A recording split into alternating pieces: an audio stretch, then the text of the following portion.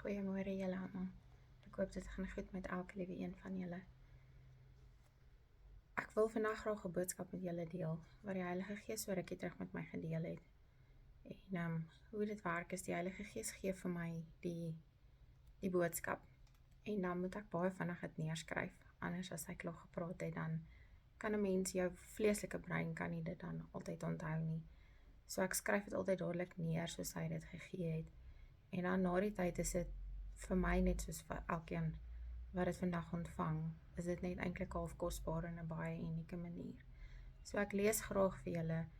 Dit gaan oor gras en oor lewe in water. Ek sit so en kyk na die gras. Dit was droog, vaal en meer bosserig as die doel waarvoor gras is. Die hemel het sy waterhekke oopgemaak en die reën het kom red wat honger was. Na die reën is alles groen en besig om te herstel. Wat is water?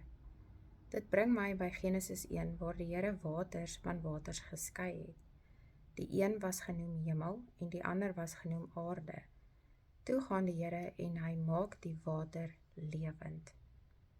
Baie sal verwys na die organisme of lewende diere in die water, maar skepping het na hierdie eers plaasgevind. Daar is lewe in water.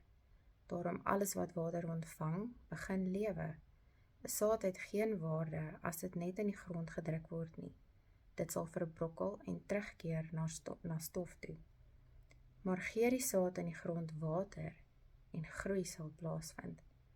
Gee gras water en dit groei, raak groen en bedek die sand of die grond waaruit dit groei sodat mens kaalvoet in jou tuin kan rondloop. Water is lewe. Of jy dit drink, kos maak, tuin nat maak, water doen wat niks anders kan nie. Hoekom? Want daar is lewe in water. Wanneer 'n mens gedoop word, is water betrokke.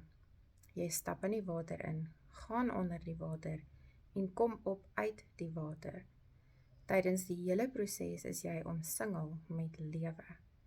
Lewe was die ou lewe weg en deur dieselfde lewe word die nuwe lewe geskep. Johannes die Doper kon doop met olie, druiwe, met enige ander vloeistof, maar God se opdrag aan hom was doop met water, want daar is lewe van God af in die water. Water vernietig, reinig, herstel, skep. In ons harte het ons ook 'n tuin wat water benodig om te groei. Die Heilige Gees in ons versorg nie net ons gees en siel nie, maar bring ook die lewende water.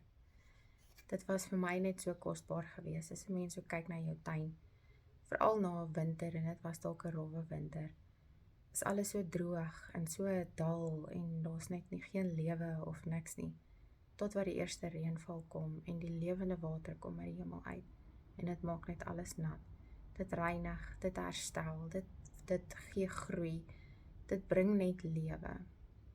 So ja, my boodskap vandag aan julle is, daar is lewe in water.